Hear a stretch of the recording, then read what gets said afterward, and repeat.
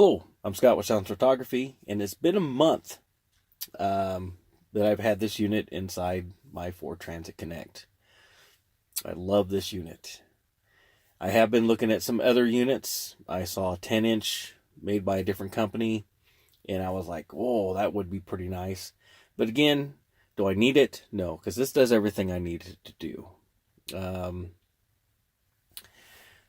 On the Easy Connect, when you go to the Wi-Fi section on the Easy Connect, you still have to plug in this cable. So I have my little cable mounted right here, and then I have the dongle on the bottom of the phone, and then I have this. I'll just connect out of there, and it just quickly connects right up into the phone, right into my holder. So that works really good. But if you want to use the Wi-Fi and disconnect it from the cable, you still have to connect it to the cable at least once, every single time you go to reuse it. The Torx, I've got the OBDII reader actually finally installed. I do not have the car running, so therefore it's not going to show any displays up on my setup. But I do finally have it installed in the fuse box. I did have to change the mounting position of the cable inside the unit, because before it stuck straight out, and if I put the OBD reader on there, I couldn't put the fuse box cover back over the top.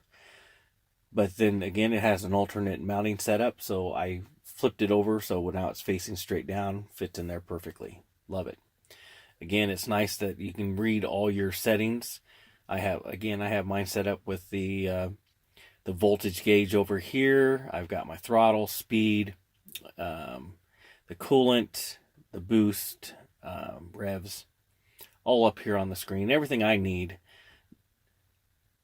And then the fault code reader works great inside this little setup. So I'm really happy with that. The subwoofer controls on this, I did install a subwoofer in this van now, because again, it just had the mids and highs, and it just didn't have any bass. It didn't have any thump or a little rumble. Again, I don't want a thumpy sound like these other people that drive. I want just a little bit of thump. So I do have two 10s in the back with a 1200 watt amplifier, and the subwoofer controls in here helps blend out the settings. Again, it's not the greatest it's not the greatest thing to get to, but it's right here. So it's nice that it does have this. It's easier to control it with the little controller down here underneath the dash, but this does help it blend. Again, you can set your frequencies, stuff like that, through this setup. I do have movie apps on here. Have I watched a movie on this? No. Waze works amazing. I love it. The nice thing about Waze, it gives you more information of where things are going on than the Google Maps.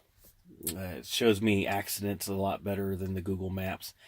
Google Maps shows you a point where it slows down and stuff like this, but if there's people using Waze, it actually shows you the actual location of the accident and why it's slowing down and all this stuff that Google doesn't. The music player works fantastic. Love it. Don't have a problem with it.